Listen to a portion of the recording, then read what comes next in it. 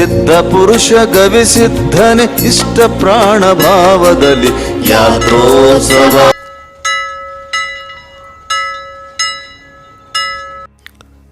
ಗವಿಮಠವೆಂದರೆ ಅನ್ನದಾಸೋಹ, ಗವಿಮಠವೆಂದರೆ ಅಕ್ಷರದಾಸೋಹ, ಗವಿಮಠವೆಂದರೆ ಸಾಮಾಜಿಕ ಜಾಗೃತಿ.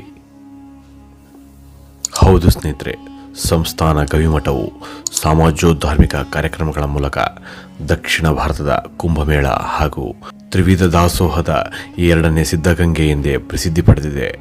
ಇಂತಹ ಪ್ರಸಿದ್ಧಿಗೆ ಪ್ರಸ್ತುತ ಅಭಿನವ ಗವಿಸಿದ್ದೇಶ್ವರ ಮಹಾಸ್ವಾಮಿಗಳೆಂದರೆ ತಪ್ಪಾಗಲಾರದು.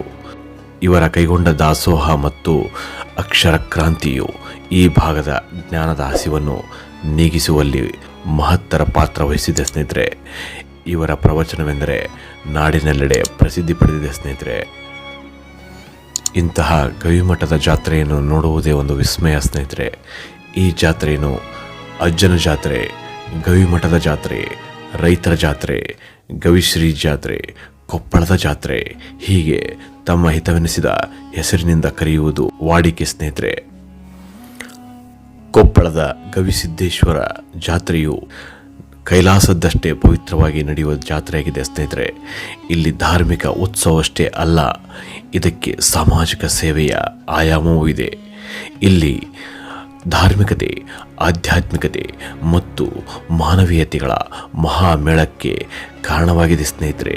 15 ದಿನಗಳ ಕಾಲ ನಡೆಯುವ ಜಾತ್ರೆಗಾಗಿ ಲಕ್ಷಾಂತರ ಮಂದಿ ರಾಜ್ಯ ಹೊರ ರಾಜ್ಯಗಳಿಂದ ಇಲ್ಲಿಗೆ ಧಾವಿಸಿ ಬರುತ್ತಾರೆ. 10 ಊರುಗಳ ಭಕ್ತರು ಇಲ್ಲಿ ನಡೆಯುವ ಮಹಾದಾಸೋಹಕ್ಕೆ ತಿಂಗಳಿಡೀ ಹಗಲಿರುಳು ಎನ್ನದೆ ದುಡಿಯುತ್ತಾರೆ. ಪ್ರಸಾದದ ಭಕ್ಷ್ಯ ಖಾದ್ಯಗಳನ್ನು ಸ್ವತಃ ತಯಾರಿಸಿ ತರುತ್ತಾರೆ. ಜನಮುಖಿ ಸೇವೆಯಲ್ಲಿ ದಾಖಲೆಯನ್ನೇ ನಿರ್ಮಿಸಿರುವ ಅಭಿನವ ಗವಿಸಿದ್ದೇಶ್ವರ ಸ್ವಾಮೀಜಿಗಳ ಮಹಾ ಸಂಕಲ್ಪದಂತೆ ನಡೆಯುವ ಈ ಜಾತ್ರೆಯ ವಿಶೇಷಗಳು ಒಂದೆರಡಲ್ಲ ಸ್ನೇಹಿತರೆ. ಜಾತ್ರೆಗೆ ಬರುವ ಪ್ರಸಾದದ ಸಮುದ್ರದ ಮಹಾಪೂರದ ಮಾಹಿತಿ ಇಲ್ಲಿದೆ ಸ್ನೇಹಿತರೆ. ಇಂತಹ ವಿಡಿಯೋಗಳಿಗಾಗಿ ನಿಮಗಾಗಿ ಚಾನಲ್ ಸಬ್ಸ್ಕ್ರೈಬ್ ಆಗಿ ಲೈಕ್ ಮಾಡಿ. ನಿಮಗೆ ವಿಡಿಯೋ ಇಷ್ಟವಾದರೆ ಜೈ ಗವಿಸಿದ್ದೇಶ್ವರ ಎಂದು ಕಮೆಂಟ್ ಮಾಡಿ. ಹೌದು ಸ್ನೇಹಿತರೆ, ಗವಿಸಿದ್ದೇಶ್ವರ ಜಾತ್ರೆ ನೋಡುತ್ತಿದ್ದರೆ 2 ಕಣ್ಣು ಸಾಕಾಗುವುದಿಲ್ಲ.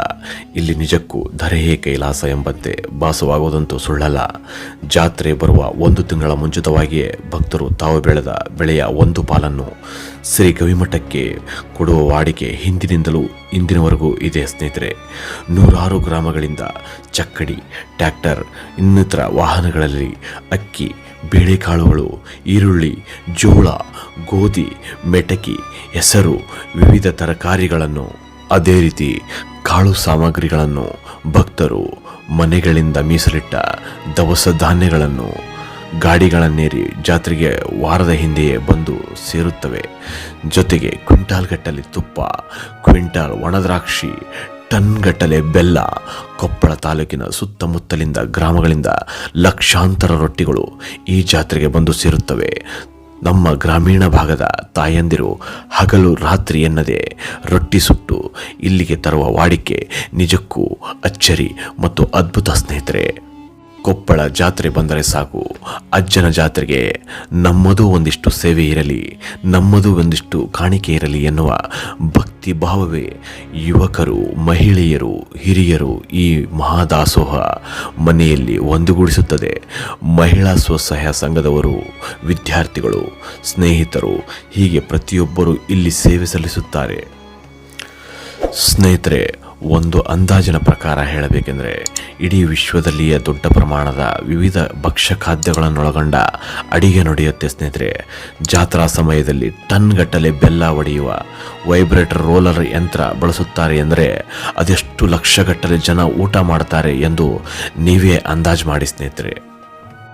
ಒಂದು ಅಂದಾಜು ತಮಗೆ ಹೇಳಬೇಕಂದ್ರೆ ಸ್ನೇಹಿತರೆ, 16 ಲಕ್ಷ ರೊಟ್ಟಿ, 1200 ಕ್ವಿಂಟಾಲ್ ಅಕ್ಕಿ, 10 ಲಕ್ಷ ಶೇಂಗಾ ಹೋಳಿಗೆ, 900 ಕ್ವಿಂಟಾಲ್ ಜಿಲೇಬಿ, 25 ಕ್ವಿಂಟಾಲ್ ಕಡಲೆ ಹಿಟ್ಟು, 10 ಬ್ಯಾರಲ್ ಅಡಿಗೆ ಎಣ್ಣೆ, 5 ಲಕ್ಷ ಮೈಸೂರು ಪಾಕ್, 20 ಕ್ವಿಂಟಾಲ್ ಮೆಣಸಿನಕಾಯಿ, 60 kg ಅಜ್ವಾನ, ಸೋಡಾ ಪುಡಿ, ಕೊತ್ತಂಬರಿ, 300 ಕ್ವಿಂಟಲ್ ಮಾದಲಿ, 5 ಲಕ್ಷ ಮಿರ್ಚಿ ಬಜಿ, 500 ಕೆಜಿ ಹಪ್ಪಳ, 500 ಕ್ವಿಂಟಲ್ ತರಕಾರಿ, 350 ಕ್ವಿಂಟಲ್ ದ್ವಿದಳ ಧಾನ್ಯಗಳು, 1000 ಕೆಜಿ ತುಪ್ಪ, 15,000 ಲೀಟರ್ ಹಾಲು, 5,000 ಕೆಜಿ ಉಪ್ಪಿನಕಾಯಿ, 15 ಕ್ವಿಂಟಲ್ ಪುಟಾಣಿ ಚಟ್ನಿ ಪುಡಿ, 5 ಕ್ವಿಂಟಲ್ ಕೆಂಪು ಚಟ್ನಿ, 200 ಕ್ವಿಂಟಾಲ್ ಕಡಲೆಬೇಳೆ ಬಳಸುತ್ತಾರೆ ಸ್ನೇಹಿತರೆ. ಇದಲ್ಲದೆ ಅನೇಕ ಕ್ವಿಂಟಾಲ್ ಗಟ್ಟಲೆ ಪದಾರ್ಥಗಳನ್ನು ಬಳಸುತ್ತಾರೆ. ಕಳೆದ ವರ್ಷದಿಂದ 22 ಕೆಜಿ ಜಿಲೇಬಿ, ಈ ವರ್ಷ ವಿಶೇಷವಾಗಿ ಮೈಸೂರು ಪಾಕನ್ನು ತಯಾರಿಸಲಾಗುತ್ತಿದೆ ಸ್ನೇಹಿತರೆ. ಈ ರೀತಿ ಟನ್ ಗಟ್ಟಲೆ ಆಹಾರ ಪದಾರ್ಥ ಮಾಡುವ ವಿಶ್ವದ ಜಾತ್ರೆ ಎಂದರೆ ಅದು ಶ್ರೀ ಗವಿಮಠದ ಜಾತ್ರೆ ಸ್ನೇಹಿತರೆ. ಖುದ್ದು ಅಭಿನವ ಗವಿಸಿದ್ದೇಶ್ವರ ಸ್ವಾಮಿಗಳೇ ಮುತುವರ್ಜಿ ವಹಿಸಿ ಅಡುಗೆಯ ಕಾಳಜಿಯನ್ನು ತೋರುವುದು ನಿಜಕ್ಕೂ ಅದ್ಭುತ ಮತ್ತು ಅನನ್ಯ ಸ್ನೇಹಿತರೆ. ಜಾತ್ರೆಗೆ ವಿಶೇಷ ಸಾಧನೆ ಮಾಡಿದ ವ್ಯಕ್ತಿಗಳನ್ನು ಕರೆಸಿ ನಮ್ಮ ಜಾತ್ರೆಯಲ್ಲಿ ಭಕ್ತಿಯ ಭಾವದೊಂದಿಗೆ ರಾಷ್ಟ್ರದ ಏಕತೆ, ರಾಷ್ಟ್ರೀಯತೆ ಮೂಡಿಸುತ್ತಿರುವುದು ತುಂಬ ಖುಷಿಯಾದ ವಿಚಾರವೆಂದು ಹೇಳುತ್ತಾ, ಇಂತಹ ವಿಡಿಯೋಗಳಿಗಾಗಿ ನಿಮಗಾಗಿ ಚಾನಲ್ ಸಬ್ಸ್ಕ್ರೈಬ್ ಆಗಿ ಲೈಕ್ ಮಾಡಿ. ನಿಮಗೆ ವಿಡಿಯೋ ಇಷ್ಟವಾದರೆ ಜೈ ಗವಿಸಿದ್ದೇಶ್ವರ ಎಂದು ಕಮೆಂಟ್ ಮಾಡಿ. ಧನ್ಯವಾದಗಳು.